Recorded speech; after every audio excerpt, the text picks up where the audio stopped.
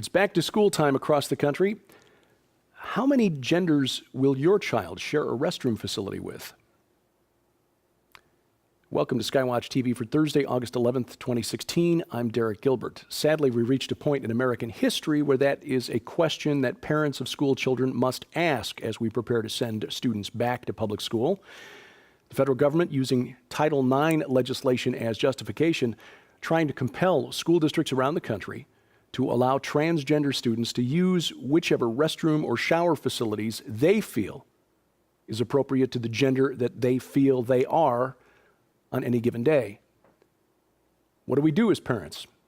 Well, one man is taking a page out of the progressive playbook to strike back, using language from Title IX and from the guidelines to Title IX sent out by the Department of Education to demand the same protection for students who want their gender identity protected and celebrated.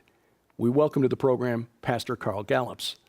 For people not familiar with Title IX, what is Title IX and how is the federal government using it to compel school districts to go along with this progressive agenda?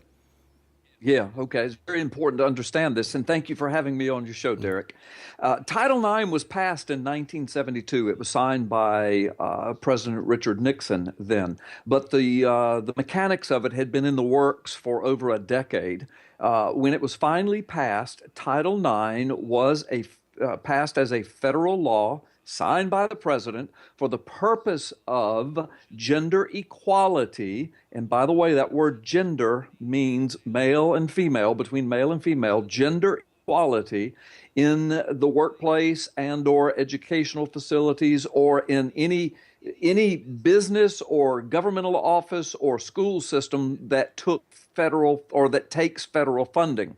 Title IX federal law requires that men and women be treated equally, and women have equal access to scholarships, to certain degree programs, they have the ability to be in the workplace without sexual harassment, equal pay for equal job, et cetera, et cetera. In other words, the federal government says, look, if you're going to take federal money, and if you're given federal grants, et cetera, then you have to create an atmosphere of gender equality. And then all of that was specified in Title IX. Now, that's how Title IX was delivered. That's how it was signed. That's the law. Now, since in the subsequent decades that it's been in existence, it's been tweaked here and there, and it's often done with a mechanism called the DCL. That stands for the Dear Colleague letter. This instrument was developed as kind of an executive order, if you will. Usually it's issued from the Department of Education or the Department of Justice. It can be issued from the White House or some authoritative federal agency that has oversight over an institution that's taking federal money. So the DCL is issued saying, this is how we interpret Title IX. And for your organization, this is what we are insisting upon. Dear colleague, here is how we're interpreting it. And there's usually a little threat attached to the DCL that goes something, I'm paraphrasing, but it goes something like this. This is how we now interpret Title IX in our changing culture and the changing conditions of the world. Title IX now also means this. And if you don't comply, then you are in danger of losing your federal funding, and you're in danger of perhaps some type of legal action against you by the Department of Justice. Now, every DCL, or Title IX executive order, if you will, every DCL begins by saying something along the lines, now this DCL is not law. However, it is considered significant guidance, and the word significant guidance is usually italicized and footnoted, and the footnote would then direct the reader to certain federal cases in the past where the DCL has been upheld as a legal mechanism for communicating their interpretation of Title IX. Now, again, the DCL is not law, but it is a letter that carries a lot of weight. It has at least an indirect threat, if not sometimes a direct threat, and it can be used to interpret, and some would even say reinterpret Title IX. And Title IX federal regulations have gone through some evolutionary processes because of this interpretation and reinterpretation process down through the years. So that's a quick education on Title IX and DCL, et cetera. Now, how does that apply to the situation at hand and what's so important to us right now? And it is this. Just prior to this summer, just a few months before this last school season ended, of course, now we're getting ready to go into a new school season, but just before the last school season ended, the Obama administration issued a DCL to the nation's public school systems. This DCL, I suppose, was addressed to superintendents. I don't know, maybe school boards. I don't know how it was addressed, but it made its way to the official heads of all the public school systems around the nation. And this DCL said, and I'm going to paraphrase for the sake of simplicity for your audience, but we'll give them a link at the end of this where they can download the actual DCL if they want to read it. It's only a couple pages long, and it is the copy of the official DCL off the government website. But the DCL basically says, dear colleague, this is significant guidance. It is not the law, but it is significant guidance. Here is how we are interpreting Title IX in relation to the transgender issue among students in your public education system. And it went on to define what a transgender is and et cetera, et cetera. But then it basically, to get to the guts of it, it said this, and I'm paraphrasing, but this is what it says. It said, you are obligated, speaking to the school system, you are obligated to protect all students physically, emotionally, psychologically, et cetera, within your care, comma, this includes transgendered students. So they're saying, so now we're going, you have, in other words, what they're trying to say is you have an obligation to protect females and males psychologically, mentally, sexually, physically. They can't be discriminated against. See, all that's Title IX. And then it says, and now this includes transgendered students. Well, of course, the original Title IX said nothing about transgendered students or sharing bathrooms and showers and dressing room facilities. But this DCL says, basically, we're reinterpreting this. Now, that word was not used, but that's the message. We're reinterpreting this. And now we're interpreting it to mean that this also includes transgender students. So here's how you are to proceed, it would go on to say. When a student comes to a school official, and it didn't define who a school official is. I guess that could be a teacher, a principal, a school board member, a superintendent. But when a student comes to a school official, and for the sake of ease in this conversation, let's pretend now, hypothetically, that this student is a male, okay?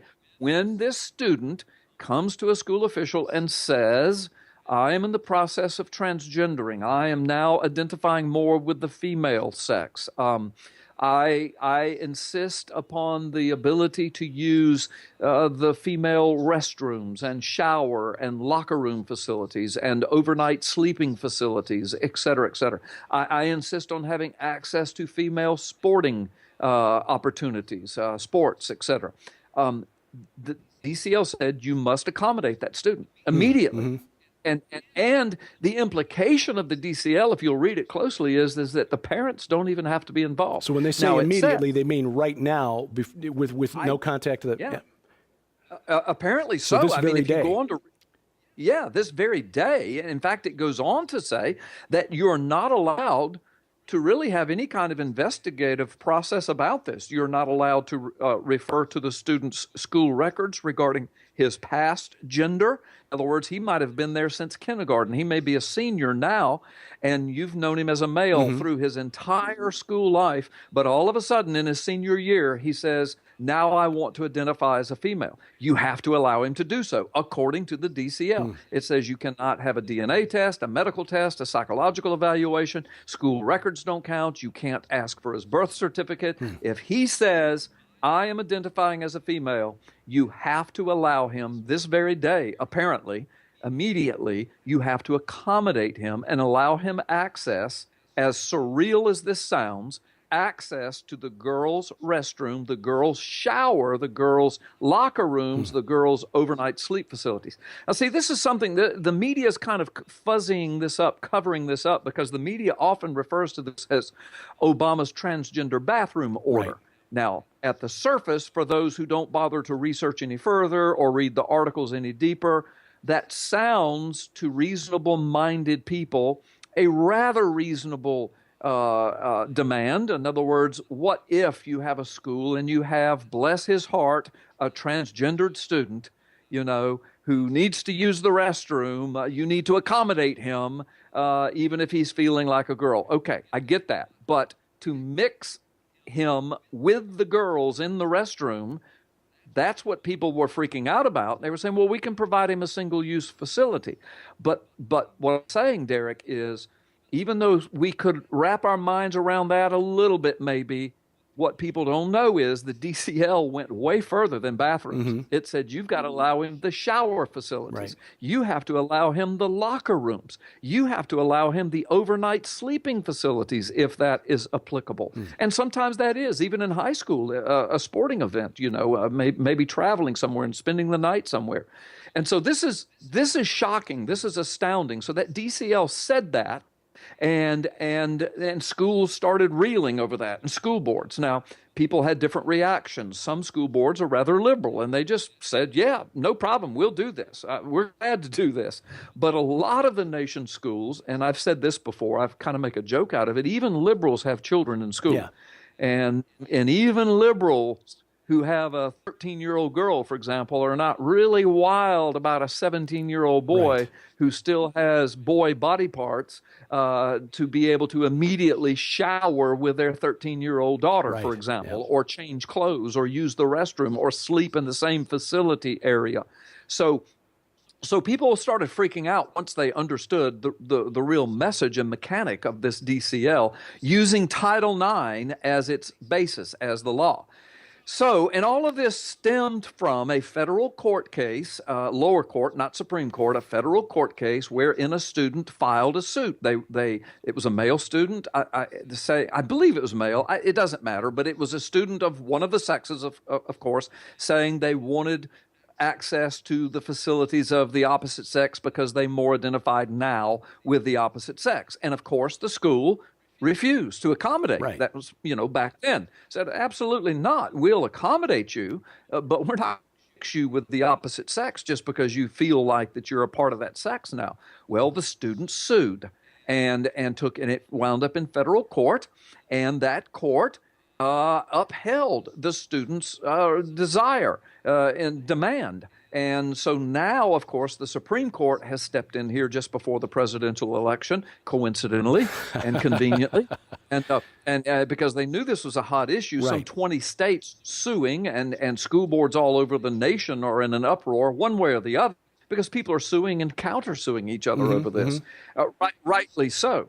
So anyway, I've devised, as you know, because you and I have talked about this, I've devised a mechanism to give parents some relief. I call it the compliance letter. And what I did, Derek, is I used, I'm not a communist.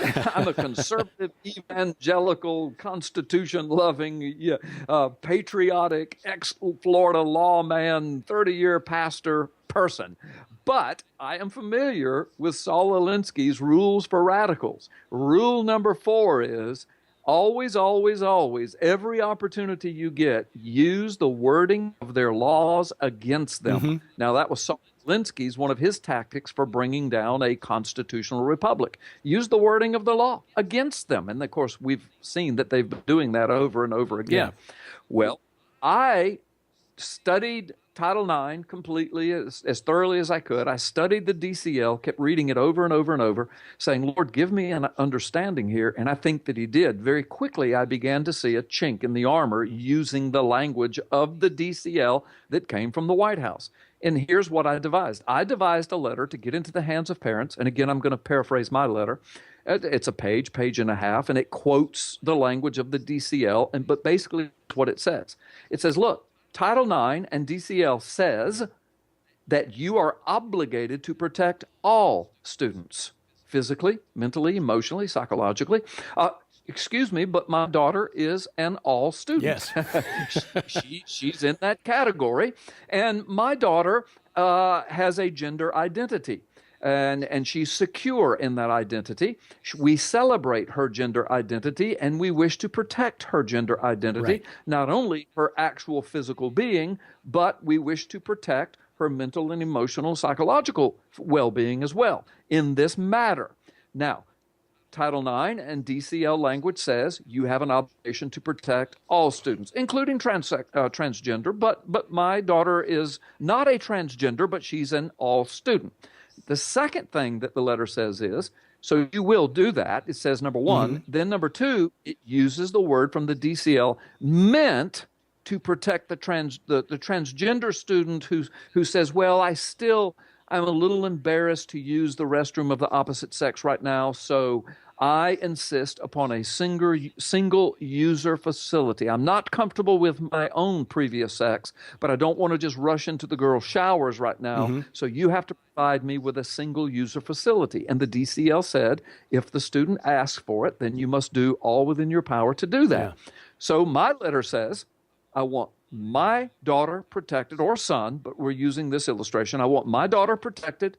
You are obligated to protect her. And from this point forward, I'm putting you on notice. My daughter wishes to use single user facilities, bathroom, shower, dressing room, sleeping facilities, whatever the case may be, as long as she is in your custody, you are to provide her with single use facilities. Now, under I was just going to say, my graduating class in high school had about 1,000 students. You just imagine the reaction of a school board if they get 300 or 400 parents submitting those letters saying, look, if you're going to go along with this policy pushed by the Department of Education, we are going to demand that all of our children have single user facilities. There's no way a school board could comply.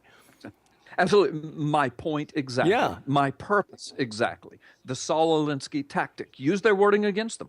Put them in an impossible situation, or a situation that is very burdensome until they realize we've got to do something. We've got to tweak this. We've got to be fair to everybody. So I'm saying, listen, I'm not a people hater. I'm a pastor.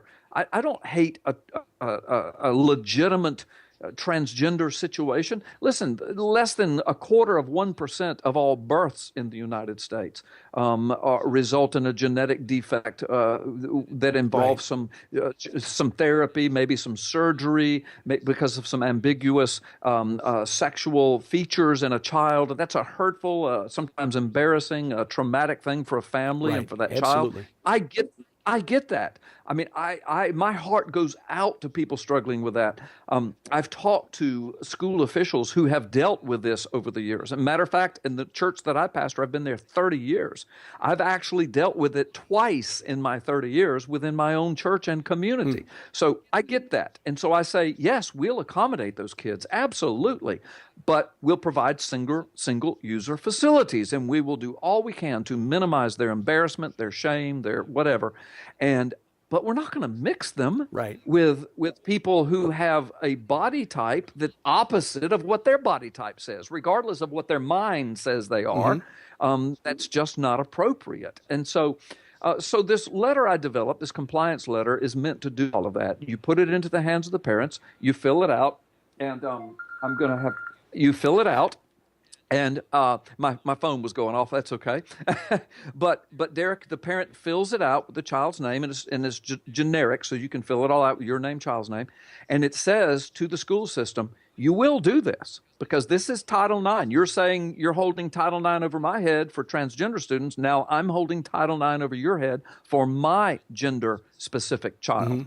And you will protect them, every aspect of them, and you will provide them a single user facility because my daughter wants that and we want that, and we're telling you. Now, if you don't do it, we will enter a suit against you for violation of Title IX and the DCL. So I'm saying, and right now that has been downloaded, I don't know how many thousands of times. I hope way more than that by now. Perhaps even hundreds of thousands, hopefully maybe millions of times. Yeah. And then these things will go all over the nation into the hands of school board superintendents, principals. They will then in turn, this will give them a tool especially those who are looking for a way to handle this in a lawful, sane manner. It'll give them a tool to send these letters in bulk to their governors, to their attorney generals, to their state school board, Departments of education, commissions, departments of education, and say to them, what are we going to do? In order to comply with Title IX, we have to break Title IX, or vice versa. And so it puts them in a quandary. And listen, I've had attorneys look at this. I've had school board members look at it. I've had superintendents look at it. I've had school teachers look at it. And all of the ones that have looked at it thus far have said, look, it comes right out of the Title IX language. I don't see how they can refuse you. And so if it's just me and you and 10 of our friends submitting these letters, it won't do a thing, Derek. Right. But if we can get hundreds, yes, thousands, yes, hundreds of thousands of people all over the United States, maybe millions, to submit these letters with the records of their children and say to the school, what's good for the goose is good for the gander. You have got to do this. Absolutely. Now, in the meantime, of course, the Supreme Court has stepped in and they've issued a stay on this lower federal court ruling. Now, please don't be fooled by the media kind of reporting or misreporting or non-reporting on this issue. The Supreme Court has not overturned the Obama bathroom order. They have put a stay on it. Now, I'm convinced, I hope I'm wrong. I hope I get to come back on your show a few months from now and say, well, I was totally wrong on this.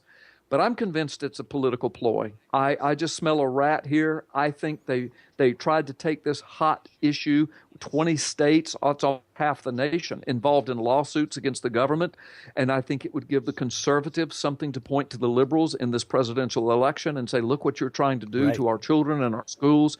And I think the conservative candidate, who happens to be Donald Trump right now, could make hay with that. I think a lot of political people realize that. The Supreme Court stepped in, put a stay on it, and said, we'll deal with this. I think it's going to be conveniently dealt with after the presidential election. And I think they're probably going to uphold the lower court ruling, because the Supreme Court right now is pretty much liberal. It's split, but there are a justice or two that can go either way right now. So I just think that's what's going to happen. I pray to the Lord I'm wrong. I will be willing to come back and apologize and admit I'm wrong if I am, because that's my heart's desire, is for me to be wrong in this. But I don't think I'm going to be. Well. So Derek, this is very serious. And I tell parents, please don't rest and say, oh, well, the Supreme Court's taking care of this. I don't need that letter. Yes, you do.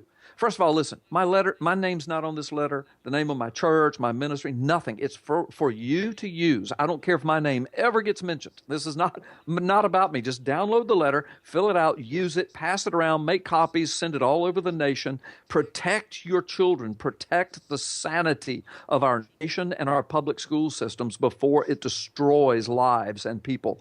So here's the deal. Am I for accommodating a child for whatever reason they're going through a transgender? If it's a legitimate medical DNA thing, hey, I'm there.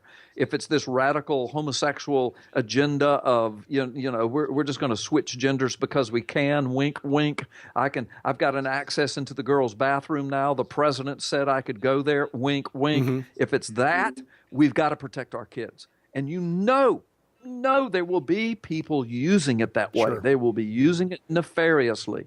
And this is what we have to stop. And somebody might say, well, that's just a minuscule amount. Hey, if it happens to my daughter, that's one time too many. Right. So I say we must use these letters. We must force the school boards to comply, because here's the deal. Even though the Supreme Court has put a stay on it, after the election, what if your 13-year-old girl is in the shower one day and the Supreme Court rules that day? And the and 2 or 3 transgender guys, come into the principal's office and say, hey, right now, I want access. Right. Title IX says you have to. Don't. Yep. That's right. If they don't, they're in violation of Title IX, and they don't want that. So they'll get suits and federal monitors and lose their federal funding. So what if your girl's in the shower that day? So this is what I'm saying. Parents, please think about this. Get this thing, fill it out, put it in your child's records, and make your school do this. Now, in the meantime, let me give a quick illustration. I know we're probably in a hurry here, but let me give a quick illustration, Derek, of criminality, the criminal nature of this DCL, and the insanity, the nature of insaneness, the depravity of mind that's attached to all of this. I pastor a church. 30 years I've pastored one church in a community on the Gulf Coast. We have a big retreat at the end of the summer. It's a back-to-school retreat. We send 50, 60 of our students off, and we've got counselors with them, teachers, chaperones. These are adults, of course. And these people have all had criminal background checks, and we know them. We've known them for years. A lot of them are parents of our kids, et cetera. We send them off, and they have girls and boys dormitories, but they worship together, they play together, they go to Bible studies together. They're getting their heads wrapped around getting ready for another school year in a godly way. Okay, back to school retreat. Now, what if during the time that our kids were off on this retreat facility situation, and we rent this facility, what if I had made a phone call to the camp facilitator and said, look, this is Pastor Gallups. Given the fact that our kids are getting ready to go to the public schools, a lot of them, and we've got this new politically correct thing and Title IX and the Obama DCL, transgender bathroom order, et cetera, we need to prepare our kids for that. So I'm just telling you, I'm issuing the order as the senior pastor.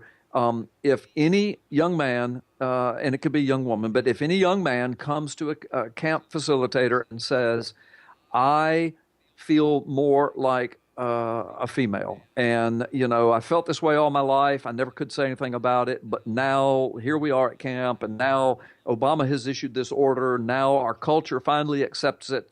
So I demand to use the girls' showers while we're on this camp, the girls' bathrooms, the girls' changing rooms, and to sleep in the girls' dormitory. Mm-hmm. And this is a 17-year-old guy.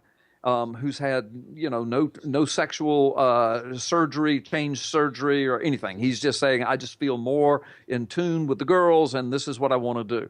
Now, that's what the Obama DCL says to the schools. Right. You have to accommodate that kid. And there doesn't have to be parental input in this, according to the DCL. Now, the parent can be involved, but doesn't have to. It says student or parent or, guardian. But so in other words, I just issue this order. Now, they have to tell the students the order I've issued. And so one guy says, oh my gosh, I can shower with the girls on the retreat? That's what he's thinking. He said, maybe he comes from a broken family. He's had a terrible life. He doesn't care who makes fun of him. He goes to the camp counselor and he says, that's me. That's me. I've been dealing with this all my life, and hey, thanks for this opportunity. Now I'm finally going to get some healing. I want you to allow me access to the girl showers. And so let's say they do. And then your 13-year-old girl, Derek, comes home from our camp, church camp, and says, Dad, you're not going to believe what happened. I was in the shower. We'd been playing all day. Now it's time for showers. And the door opens, and this guy walks in. He's a senior. And he takes off all of his clothes in front of me and gets in the shower right next to me. And Dad, he sat there and showered and bathed himself in front of me. Now, your daughter comes home and tells you that. And you say, wait a minute, this happened at church camp? Yeah, how did that happen? Well, Pastor Carl called over there and told him that this is the way the world is now. And that's what could happen in the schools. And we're going back to school. So I'm just telling you, Dad, that's what happened. Now, Derek, the first thing you would do, of course, pull your family out of my church, but you would also sue us.